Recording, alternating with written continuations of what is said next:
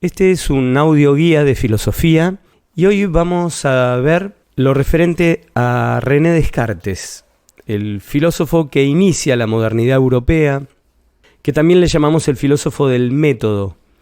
Bueno, una cosa fundamental primero, ubiquémonos en tiempo. Estamos en el 1600, prefiero no dar precisiones de fechas para que sea más fácil de recordar. Siglo XVII, por lo tanto. ¿Qué es lo que sucede? Hay un enorme cansancio, un enorme desgaste que va generando la falta de soluciones para ciertos problemas fundamentales de la humanidad europea, que es considerada el mundo de entonces. Para ese mundo de entonces no hay soluciones para cuestiones muy básicas y muy problemáticas, muy graves. Nombro algunas, quizá hay muchas más, pero nombro las que me parecen más significativas para lo que nosotros estamos hoy estudiando. Una de ellas es el hambre, quizá un gran protagonista de la antigüedad y de la Edad Media. Es difícil que en literatura, en música, en poesía de la época, el hambre no ocupe un espacio claramente protagónico. ¿Por qué razón? De alguna manera son más las bocas que la capacidad de los seres humanos para producir alimentos. La agricultura, una agricultura sencilla, primaria, muy primitiva, no logra satisfacer las necesidades de alimentación de la humanidad, que ha crecido bastante. Esto lo que genera es graves problemas con la salud y también graves problemas sociales, una insatisfacción creciente. El hambre es uno de los grandes problemas de la antigüedad. Otro problema son las dificultades para encontrar soluciones a las enfermedades.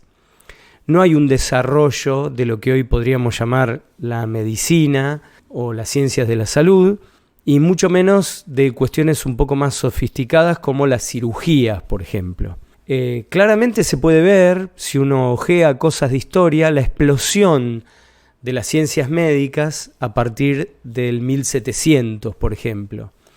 El pensamiento de Descartes lo que plantea es que el ser humano tiene que arremangarse, tiene que abrir bien los ojos, tiene que poner su inteligencia, la cual privilegia, y por eso toda su filosofía se va a llamar el racionalismo o idealismo racionalista, y esa razón del hombre, la capacidad de poder pensar las cosas, tiene que encontrar las soluciones que no encuentra hasta ahora.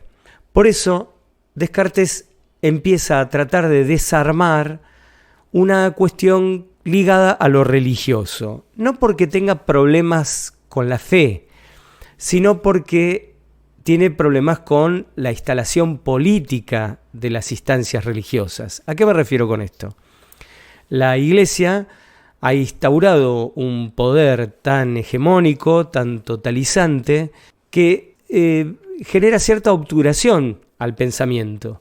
Por eso, para el hambre, ¿qué hay que hacer? Y pedirle a Dios por las lluvias.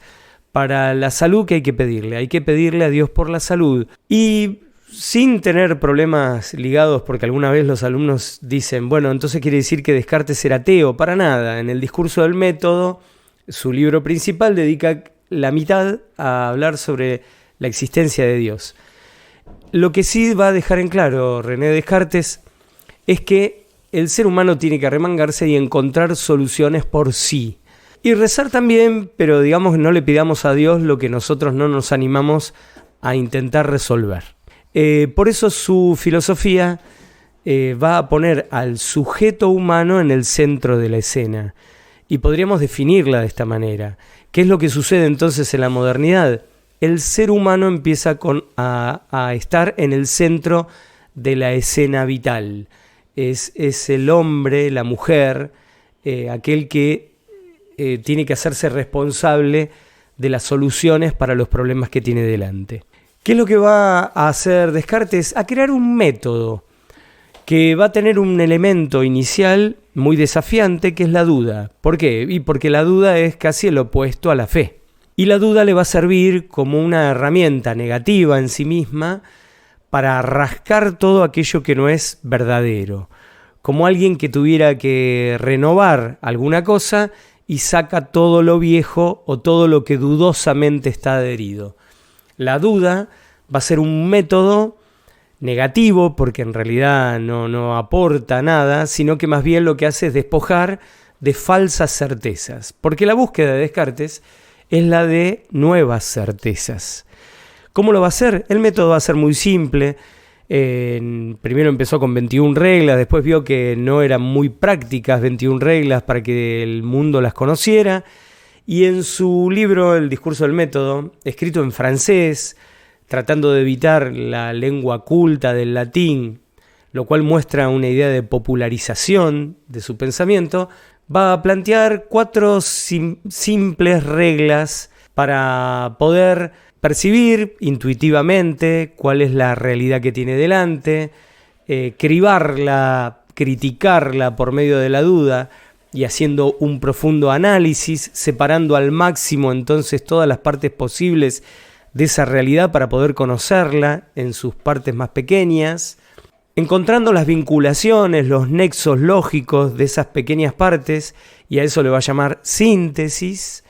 Y por último, haciendo una revisión, esto muy heredado de las ciencias matemáticas a las que Descartes le tiene muchísimo afecto, y por medio de estas ciencias matemáticas va a encontrar entonces esta metodología del control. La 4ª regla va a ser controlar cada detalle para ver si todo salió bien. Y esto va a poner no solo un método que como tal es muy simple y que quizás es el origen de lo que después podríamos llamar el método científico, pero va a poner sobre todo una actitud de rigor. A partir de Descartes ya nadie va a poder afirmar algo solo por los criterios de autoridad, o sea, porque lo dijo este o aquel que son muy prestigiosos.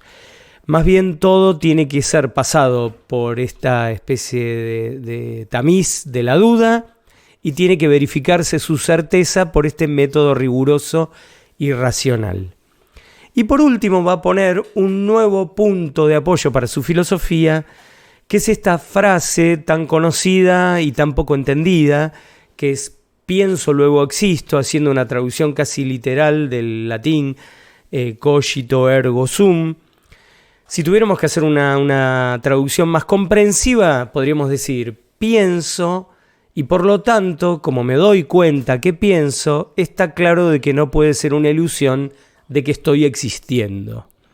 Claro, es un poquito más largo, parece más complicado, pero es mucho más comprensible.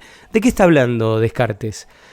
Habla de que yo voy a dudar de todo, porque eso es su método. Hasta de Dios voy a dudar. Voy a dudar hasta de los sentidos. Pero ¿de qué no voy a dudar? Para no caer en esta especie de duda sistemática que en la época se va a llamar escepticismo. No va a dudar del sujeto pensante. Con lo cual su verdadera revolución, silenciosa, no muy advertida en su momento, va a ser poner a este sujeto pensante en el centro de la escena del pensamiento y la filosofía. O sea, ¿a dónde recurro yo para poder comprender la realidad? A mí mismo, al sujeto. No voy a sospechar del sujeto pensante. Este pienso, luego existo, o pienso, por ende no puede ser una ilusión que estoy existiendo, es la base de la filosofía racionalista y es la base clarísima de esta nueva etapa donde el hombre se arremanga, la mujer se arremanga para encontrar soluciones a sus cosas, que llamamos la modernidad. Bueno, espero que les sirva.